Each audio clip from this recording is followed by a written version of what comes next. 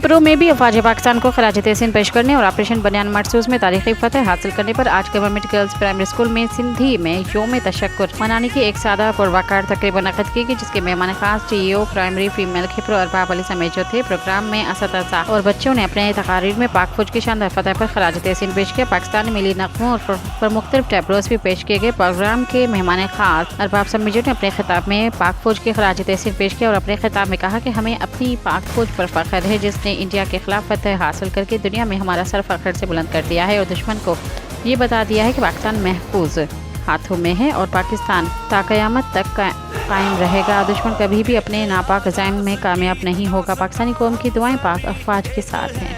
Subscribe कयो अवामी news HD खे ऐं ताज़ा तरीन ख़बरुनि लाइ ॾिसंदा रहो अवामी न्यूज़ HD।